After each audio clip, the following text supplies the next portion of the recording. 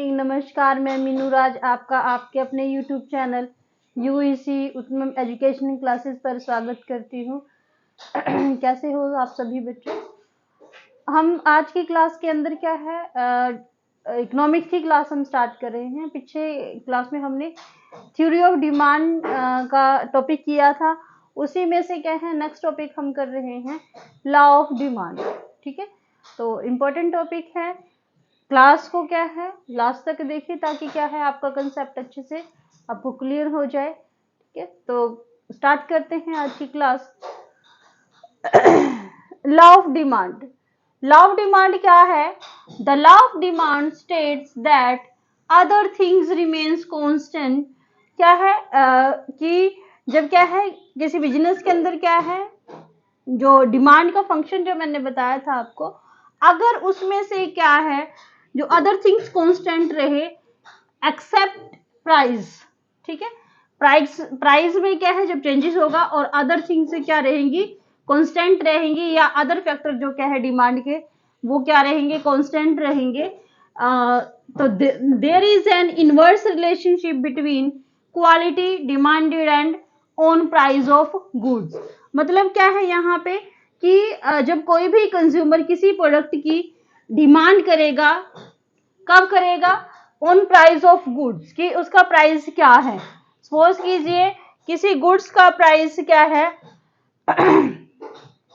10 है, तो जो कस्टमर है वो कितनी क्वांटिटी की डिमांड करेंगे 100।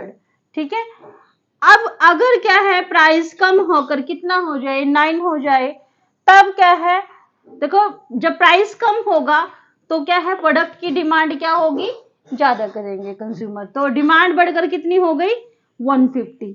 ऐसे ही अगर प्राइस कम होकर कितना हो जाए 8 हो जाए, तो इधर तो क्या होगा जो डिमांड है प्रोडक्ट की, जो कंज्यूमर है किसी भी प्रोडक्ट की डिमांड को बढ़ा देंगे और वो 150 से कितने 200 हो जाएगी। ठीक है, तो ये तो क्या था लॉ ऑफ डिमांड। अब जो लॉ ऑफ डिमांड में के अंदर क्या है, जब हम इसको, ये तो डिमांड शेड्यूल के थ्रू क्या है हमने प्राइस और क्वांटिटी के बीच में इनवर्स रिलेशनशिप को डिस्क्राइब किया या बताया कि यहाँ पे क्या है जब प्राइस डिक्रीज होता है तो डिमांड क्या होती है, इंक्रीज। ठीक है, अगर प्राइस इंक्रीज होगा तो डिमांड क्या होगी, डिक्रीज होगी। ठीक है, क्योंकि जहां ये इनकम के ऊपर डिपेंड करेगा कि यहाँ पे क्या है लॉ ऑफ डिमांड के अंदर जैसे प्राइस कम या ज्यादा होगी, डिमांड क्या होगी, कम या ज्यादा। अब ये जैसे इसको अगर हम एक कर्व के रूप में समझे कि लॉ ऑफ डिमांड क्या है, यहाँ पे क्या है ओ एक्सिस पर हम क्वांटिटी लेंगे और ओ वाई पर क्या लेंगे, किसी भी प्रोडक्ट का या किसी भी गुड्स का या किसी भी क्वांटिटी का क्या करेंगे हम प्राइस लेंगे। अब यहाँ पे जैसे इसी के थ्रू हम देख ले, अगर कोई भी कंज्यूमर जिसका प्राइस क्या है, क्वांटिटी का प्रोडक्ट का प्राइस कितना है 10, तब डिमांड कितनी करेगा वो 100। ठीक है, अगर प्राइस कम होकर 9 हो जाए तो वो कितना करेगा 150 करेगा। ठीक है, तो इस तरह से क्या है जैसे जैसे प्राइस कम होगा प्रोडक्ट की डिमांड क्या होती जाएगी, बढ़ती जाएगी। तो जब डिमांड बढ़ेगी, जो हमारा डीडी कर्व है या डिमांड कर्व है वो क्या है ऊपर से क्या है नीचे की ओर, इसको हम क्या बोलते हैं downward slope of demand curve. ठीक है, तो इस तरह से क्या है लॉ ऑफ डिमांड के अंदर जो डिमांड शेड्यूल और डिमांड कर्व के थ्रू क्या है किसी भी प्रोडक्ट की डिमांड को क्या करते हैं हम एक्सप्रेस करते हैं।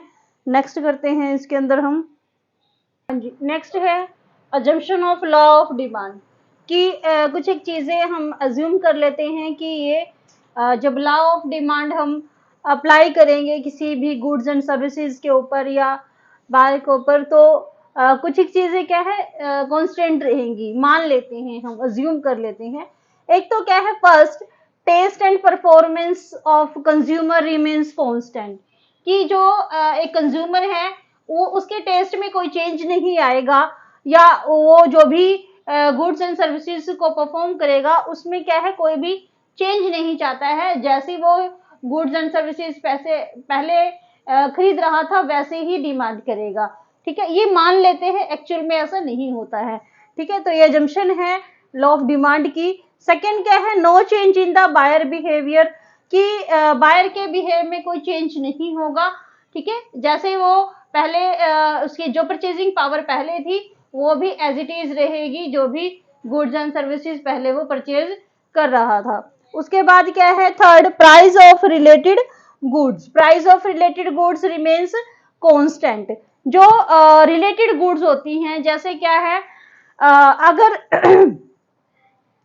पेन और इंक दोनों आपस में क्या है, रिलेटेड गुड्स है, कि अगर पेन ही नहीं है तो हम इंक का डिमांड, जो कंज्यूमर है इंक की डिमांड क्यों करेगा। तो यहाँ हम दोनों की जो प्राइस है उनको हम कांस्टेंट मानेंगे, कि उनके जो प्राइस के अंदर या डिमांड के अंदर क्या है, कुछ भी चेंज नहीं आएगा। ठीक है, उसके बाद क्या है, consumer do not express any change in future. जो कंज्यूमर है वो क्या है, मार्केट के अंदर क्या है, एक्सप्रेस नहीं करेगा कि जो वो गुड्स एंड सर्विसेज यूज कर रहा है कि इन फ्यूचर क्या है उसमें कुछ एक चेंज होना चाहिए। ये हम चीज मान लेते हैं, तभी क्या है, लॉ ऑफ डिमांड क्या है, अप्लाई होगा। ये अजम्पशन है इसकी। उसके बाद क्या है, कुछ एक एक्सेप्शन है, जहां पे क्या है, एक्सेप्शनल केस है, जहां पे क्या है, लॉ ऑफ डिमांड क्या है, अप्लाई नहीं होता है। तो फर्स्ट क्या है, article of distribution. Article of distribution के अंदर क्या है, किसी भी बिजनेस के अंदर या कोई भी कंज्यूमर जब स्पेशल गुड्स के लिए क्या है, स्पेशल गुड्स मतलब जैसे क्या है, जो मैरिज का सीजन होता है उस टाइम क्या है, जो कंज्यूमर क्या है, गोल्ड की डिमांड करते हैं, चाहे गोल्ड का प्राइस हाई हो, वो उसकी डिमांड भी क्या होगी, हाई होगी। लेकिन अगर क्या है, आउट ऑफ सीजन क्या है, अगर किसी प्रोडक्ट का प्राइस कम होता है तो कंज्यूमर क्या है, उसकी डिमांड भी कम ही करेंगे, क्योंकि उसको उस टाइम क्या है, उसकी जरूरत ही नहीं है। सेकंड क्या है, एक्सेप्शन लॉ ऑफ डिमांड की, गिफ्ट गुड्स। गिफ्ट गुड्स कौन सी होती है, इंफीरियर गुड्स भी बोलते हैं उसको हम, जिनके ऊपर क्या है, अगर showing high negative income effect, क्या करता है ये इनकम इफेक्ट, अगर हमारी इनकम क्या है, कम है, तो प्राइस इनकम इफेक्ट, अगर इनकम क्या है, चाहे कम है या ज्यादा है, प्राइस क्या है, अगर कम है तो हम डिमांड भी क्या करेंगे, उसकी कम करेंगे। वैसे तो क्या होता है, जब किसी कंज्यूमर की क्या है, इनकम बढ़ती है तो वो क्या है, प्रोडक्ट की डिमांड ज्यादा करेगा, लेकिन यहाँ पे क्या है, उसका इनवर्स रिलेशन है। ठीक है, इसका इनकम कि नेगेटिव इम्पैक्ट पड़ता है इनकम इफेक्ट के ऊपर, कि इनकम चाहे बढ़े लेकिन हम प्रोडक्ट की डिमांड कम करते हैं इस केस में। तो इस को हम गिफिन पैराडॉक्स के नाम से भी जानते हैं इस कंसेप्ट को। नेक्स्ट है इसके अंदर exception law. Next exceptional case क्या था, जहां पे क्या है, लॉ ऑफ डिमांड अप्लाई नहीं होता है। तो थर्ड क्या है, इरेशनल जजमेंट, कि जब क्या है, जो कंज्यूमर है रैशनल बिहेव नहीं करता है, इरेशनल बिहेव करता है, मींस क्या है कि यहाँ पे क्या है, कोई भी कंज्यूमर क्या है, किसी भी प्रोडक्ट की डिमांड उसकी क्वालिटी को देख के करता है। ठीक है, जैसे क्या है, यहाँ पे हम दो प्रोडक्ट लेते हैं, एक ऑर्गेनिक प्रोडक्ट और एक दूसरा कौन सा है, होता है नॉन ऑर्गेनिक प्रोडक्ट। जो ऑर्गेनिक प्रोडक्ट होता है उसकी क्वालिटी क्या होती है, हाई क्वालिटी होती है, क्योंकि उसके अंदर हम केमिकल्स यूज नहीं करते हैं। ठीक है, तो यहाँ पे क्या है, प्राइस चाहे इनका इंक्रीज हो, इनकी डिमांड भी क्या है, इंक्रीज होगी। और जो नॉन ऑर्गेनिक प्रोडक्ट होते हैं, जिनके अंदर क्या है, बहुत केमिकल यूज होते हैं, उसकी क्वालिटी क्या होगी, लो क्वालिटी मानी जाएगी नॉन ऑर्गेनिक प्रोडक्ट की।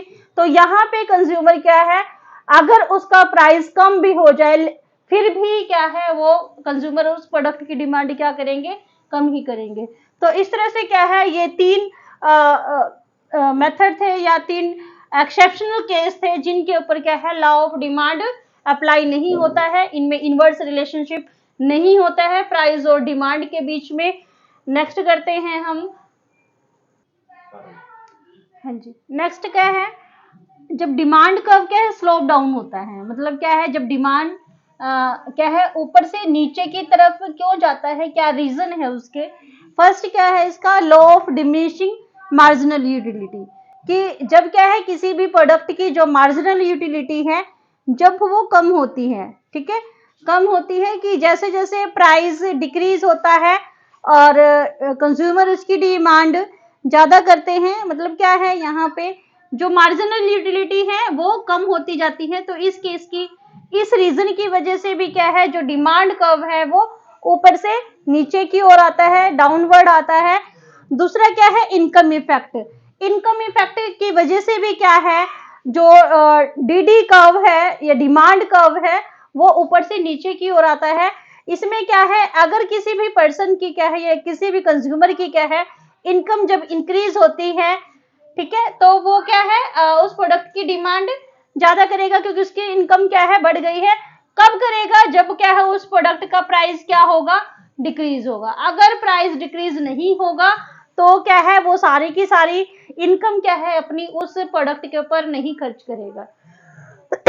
उसके बाद क्या है, इसी अगर इनकम अगर कम होती है तो डिमांड भी कम हो जाएगी। मींस क्या है, इनकम और डिमांड के बीच में क्या है डायरेक्ट रिलेशनशिप है और इनकम और प्राइस के बीच में क्या है इनवर्स रिलेशनशिप है, ठीक है। उसके बाद क्या है सब्स्टिट्यूट इफेक्ट। सब्स्टिट्यूट इफेक्ट क्या है कि जब क्या है कोई भी कंज्यूमर अगर किसी प्रोडक्ट के प्राइस में क्या है एक प्राइस में क्या, जैसे चाय और कॉफी का हम एग्जांपल ले लें, ठीक है, क्योंकि ये दोनों क्या है सब्स्टिट्यूशन गुड्स हैं। सब्स्टिट्यूट गुड्स मींस क्या है, एक गुड्स की जगह जब हम दूसरी गुड्स का क्या है यूज करते हैं, रिप्लेस कर देते हैं उसको, उसको हम क्या बोलते हैं सब्स्टिट्यूट इफेक्ट। कि जब क्या है अगर प्राइस जो प्रोडक्ट वन था अगर उसके प्राइस के अंदर चेंज होता है, उसका प्राइस बढ़ता है, तो कंज्यूमर क्या करेगा, जैसे क्या है अगर कॉफी का प्राइस इंक्रीज होता है तो डिमांड किसकी बढ़ेगी, टी की, क्योंकि क्या है वो उसके कंपैरिजन में क्या है उसका प्राइस क्या है कम है। और ऐसे जैसे, और अगर प्राइस क्या है जो सेकंड क्वांटिटी है उसका प्राइस क्या हो जाएगा, कम हो जाएगा, तो फिर क्या है जो फर्स्ट जो जैसे अगर क्या है कॉफी का क्या है रेट कम हो गया तो क्या है उसकी टी की क्वांटिटी क्या हो जाएगी, कम हो जाएगी, डिमांड कम हो जाएगी।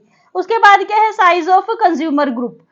साइज ऑफ कंज्यूमर ग्रुप मतलब कंज्यूमर का ग्रुप अगर बड़ा है तो डिमांड ज्यादा करेंगे, जब प्राइस कम होगा उस केस में।